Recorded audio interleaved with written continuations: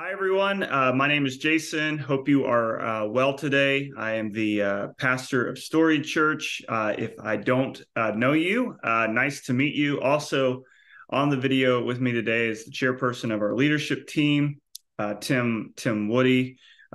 This is something we're doing new as being a part of Storied Church to let you know about all the happenings in the life of the Storied Church community. And so if you're new, welcome.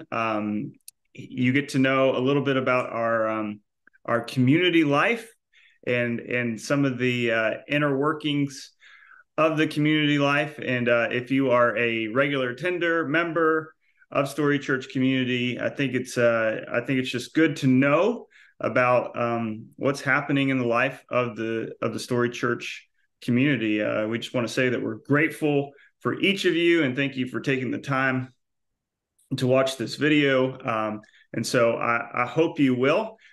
We first want to start, and I'm going to share my screen with you. We first want to start. One of the things that we are doing as a leadership team, when I started Storied Church in 2019, one of my hopes is that twice a year our leadership team would retreat to do some work in the formation of the Storied Church community. And we just recently had a fall retreat, and we wanted to share a little bit about our work in our last retreat and also how we're building upon that work from our spring retreat earlier this year as well. And so I'm going to introduce Tim. He's going to join us, and he's going to share a couple of things that are coming out of the retreat and some ways that we're looking forward in our leadership structure. And so I'm going to throw it to Tim.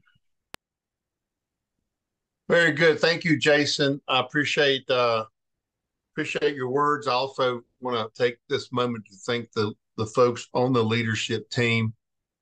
We met a couple Saturdays ago and had an opportunity to discuss some things like our goals and our, what we're trying to accomplish and how we meet those goals. So, Jason, if you'll move to that next slide. So this recent retreat that we were involved in, it gave us an opportunity to review our structure. We want to make sure that we're trying to develop a good, strong base and how we move forward. Obviously, our finances are a big issue and a big deal for us, as well as how we're going to move forward with our events. We discussed how the board members or the leadership team interacts for this upcoming fiscal year, which is 2024. We brainstormed on how we can engage members because we know that success is going to be contingent on engagement, growing new membership, and hopefully raising funds along the way. We've selected some activities. We're still in a draft form trying to finalize some of those activities as well as event planning, and we'll be communicating that as we do finalize that. And finally, the team committed ourselves. We all signed a covenant agreement that said that we're basically are committing ourselves to this church and to the leadership activities. And again, I do want to thank the team. It is time consuming. All of us have different responsibilities, and most all of us work during the day. So it makes a day sometimes a little bit longer. So thanks to each and every one of those. So next one, Jason, next slide. So this is our leadership team on the left side. And you can see how we've kind of broken this up. And we have areas of responsibility. Obviously, Jason is our leader of our church, our worship, our communications right now. He's serving on all those duties. I am the chair of our leadership team.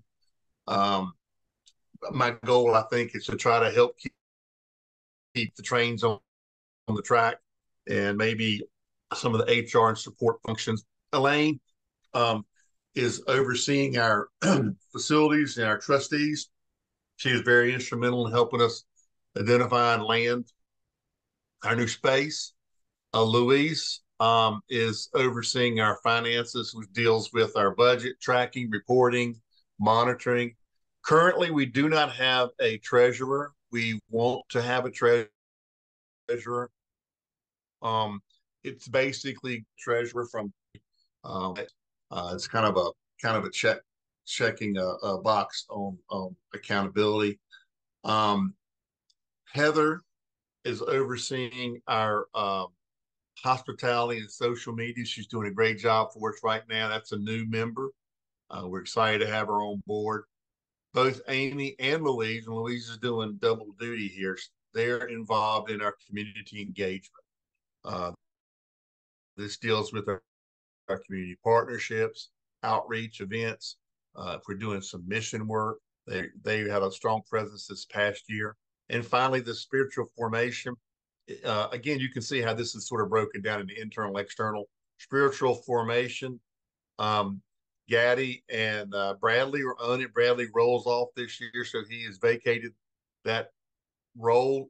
Jason is serving as interim to assist Gaddy, and this has to do with small group formation, youth coordination, new member orientation, children and family ministry, a lot of things there. But we felt like we need to give that the attention. Something new for this year will be a nominations team. This is something that is, I believe it's part of the United Methodist Conference to have a nominations team. Basically, these folks are the ones that identify the leaders for the church, and they will put forth names, folks that might serve in roles on our leadership team. So if anybody has an interest in being involved in the leadership team, this nomination team would probably be a first step is to find one of these members. We are trying to finalize their names and everybody. We've talked to several folks, and I think we're close to having that finalized, and we will announce that when we're able to. The final block at the bottom is a ministry team. We wanted to give everybody opportunities to be part of, of our functioning organization. Without, you may not want to be on a leadership team. You may want to be in a support role. This is an opportunity, like for example, if you want to assist Heather in hospitality, or if you want to assist Amy and Louise in community engagement, this is your opportunity to be a part of something without maybe having some of the responsibilities of the leadership team. So this is these are dynamic. They'll change. We'll be adding to them. We'll be revising them. But we feel like we've got a pretty good base structure on our org chart and our org structure. So, my first advice to anyone that wants to be more and more involved at this level is to find one of these folks here on the leadership team and maybe in the area that you have an interest in, and reach out to them and talk to them. So, Jason, the next slide. So just a quick description. I don't want to go over this too long, but the leadership team is a one board model. We don't really have the ability to have all these different, work teams. We're a working board. We are involved in our systems, our organizational systems, our business plan, our vision. We want to align those ministry teams to the leadership roles. We don't want somebody, if folks want to do things on their own, that's fine, but we want to make sure that we're aligning ourselves to what our goals are. So we're not just out, doing our own things, basically. So the leadership team, general position summary, a 1-year commitment. We have monthly leadership meetings. We report out what we got accomplished.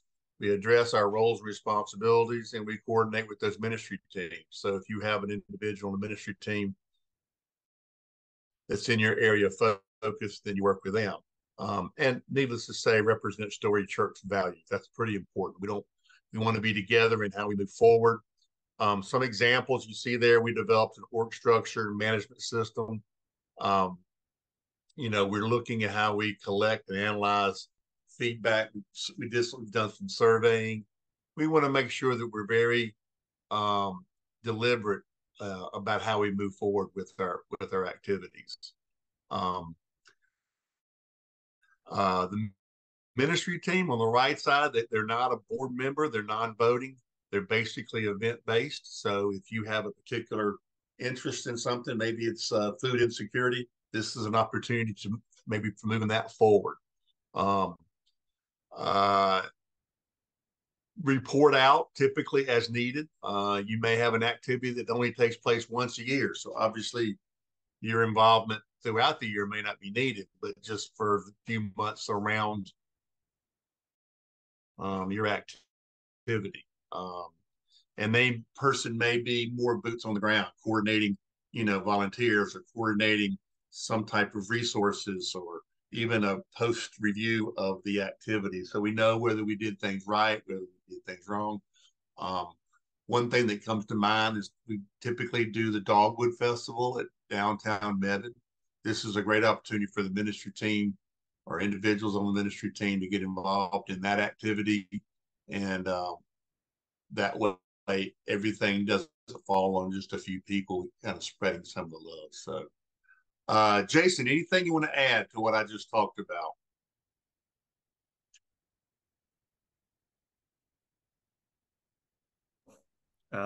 No, that sounds all really good and exciting. The only thing I would add is I think the value of the ministry team is that I know some of us would like to not so much be a part of the inner workings of the church, and so being a part of a ministry team or forming a ministry team, or being on a team, and everything flows back to the leadership team, but it allows us the opportunity to live out our gifts, but also to not have to be involved in all the administrative workings that some of us might not want to be a part of at this point on our journey.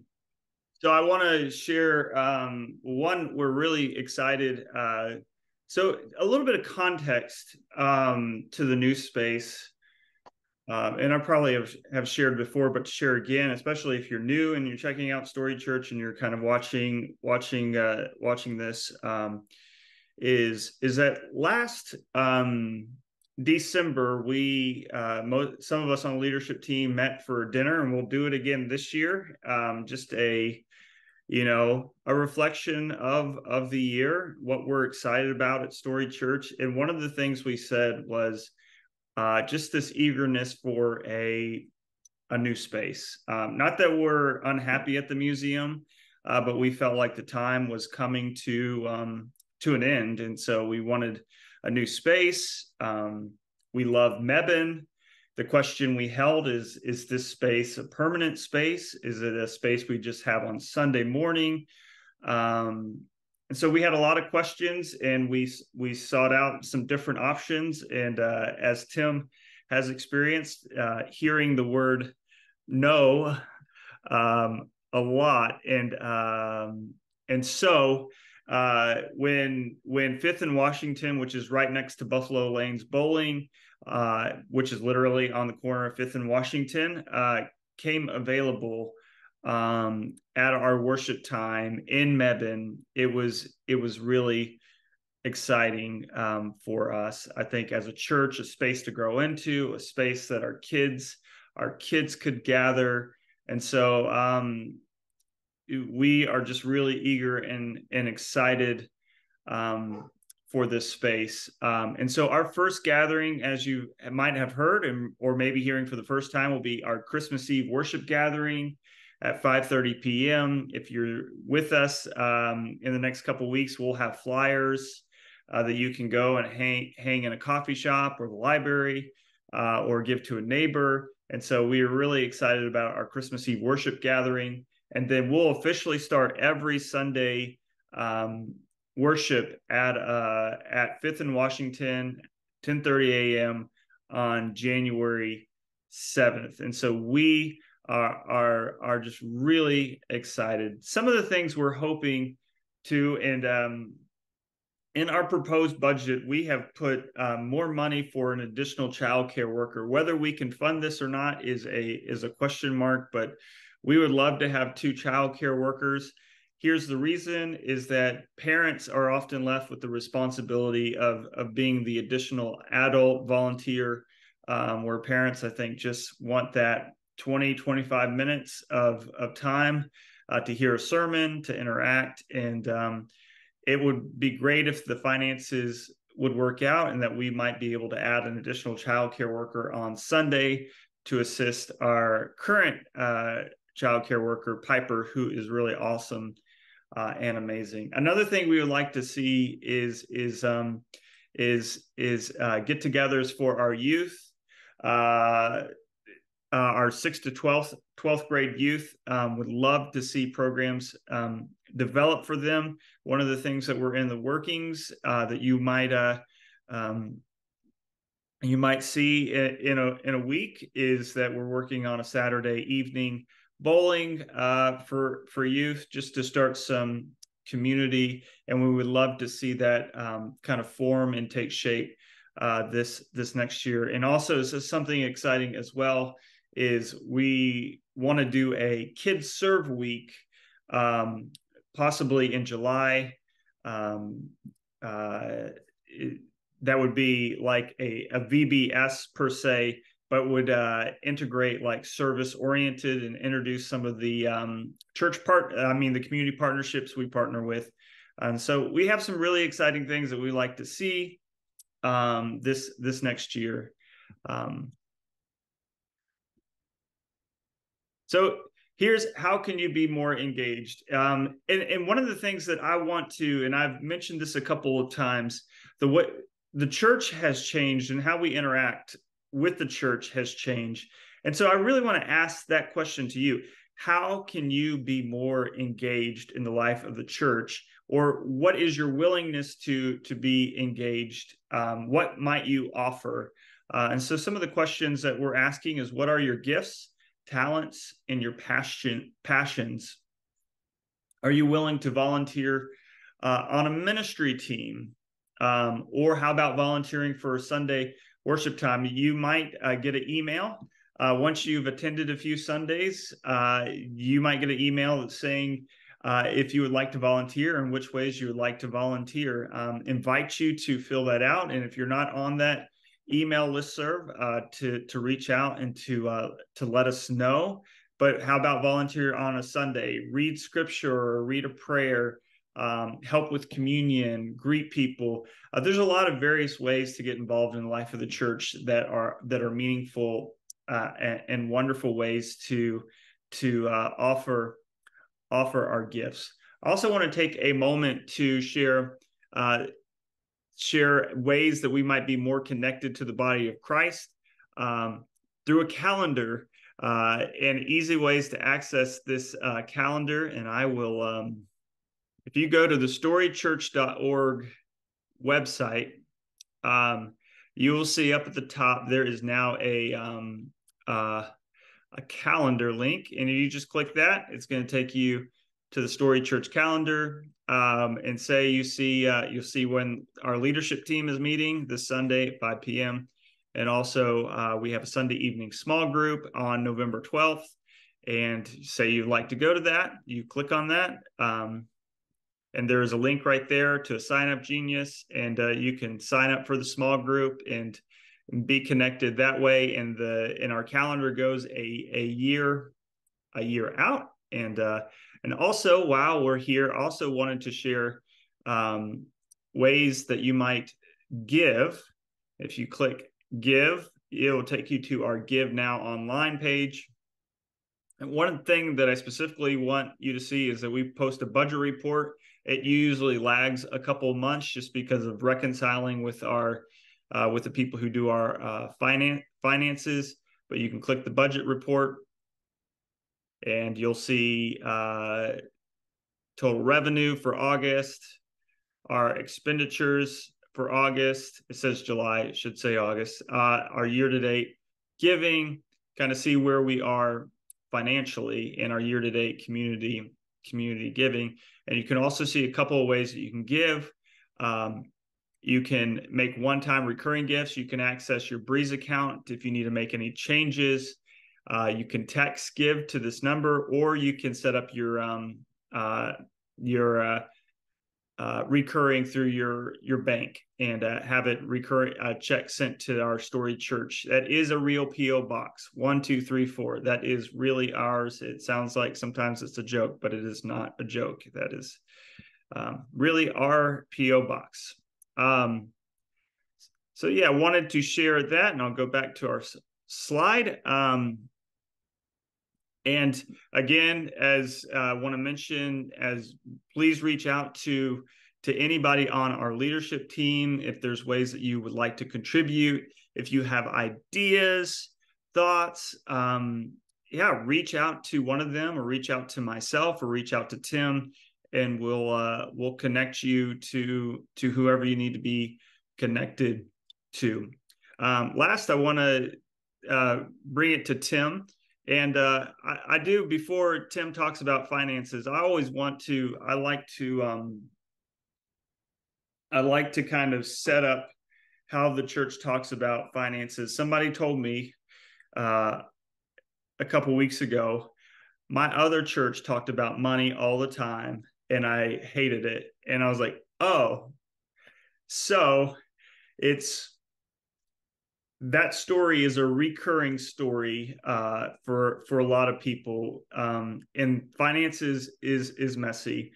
But I want to offer to us as a church, we're trying to faithfully talk about our finances, and talk about where we are as a church, where we need to be, because we really see it as something. As a family, you plan a trip, you got to fund the trip, like the fun stuff. You got to talk about the logistical stuff. And so this is how we do life together as well. So I'm going to throw it to Tim. The volunteerism on Sunday mornings, I hope that we can at some point roll that in to form under the ministry team, so it's not sort of sitting out by itself. Right now, it's sort of sitting out by itself. It shouldn't deter you from volunteering, but we're going to try to streamline that in the future, so it'll fall very nicely in our structure. So just one addition. So go back to the next one, if you would, Jason. So and like Jason was saying, finances can be difficult sometimes. A friend of mine told me not too long ago, approach finances as an opportunity. It's, sometimes I'm not a very good salesperson, but I do think there's some value in saying, essentially, this is an investment. We have to invest in our community and into our youth and our young adults, into ourselves. So that's how I'd ask you to consider this. Look at this as an investment. Just so you'll see how this graph is laid out, the blue line represents Storied Church giving since January of 2022. And the red line represents the funding from the North Carolina Conference, Methodist Conference, which when we started it back a while back, you could see that the contribution was at $5,500. Then it stepped down. I think it was it's like $3,800, and it's been that way until July.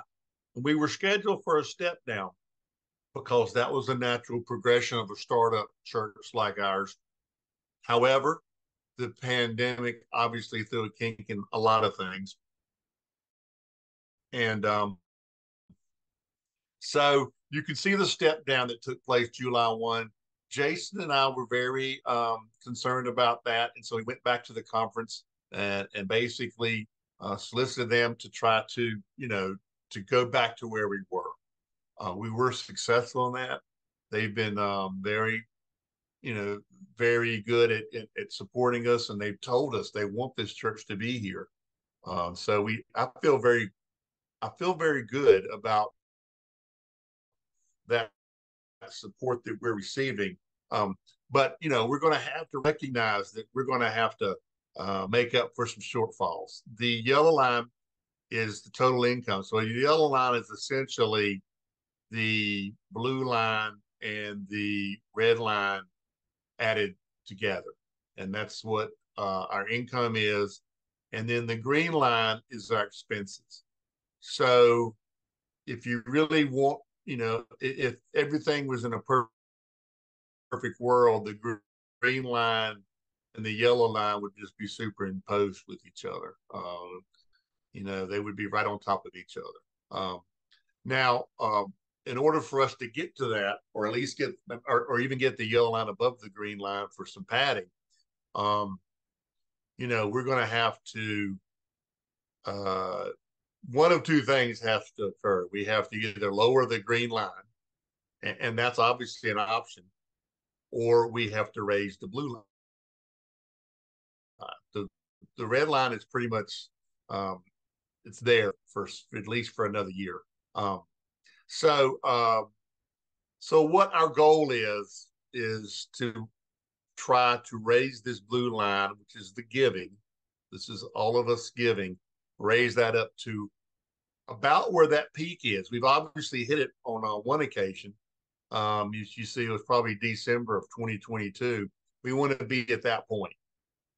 We do feel like if we got there, then we would be really close to just covering all of our expenses. Another thing that would be very helpful for us would have the reoccurring giving. This would smooth out these peaks and valleys. It would allow us to do a little bit more planning and have some security in making sure that our decisions are going to be funded. So that's something that we would, I'd love to see us all. It's easy, but that's each family has their specifics, and I understand that. Finally, we talked about fundraising options, and we have some ideas, and you're going to see some ideas pop out over the next little bit. But I think we need to be creative. We need to be very creative, and church in its definition is changing. It's not the church of old. So, and one of those things that changes is fundraising options. A lot of churches that we may have been involved with in the past, especially if they've been around for 50 or 75 or even 100 years, they can, benefit from endowments and, pots of money that allow them to be sustainable. We don't have that. It's us, and it's our investment. So we are going to have to think outside of our box.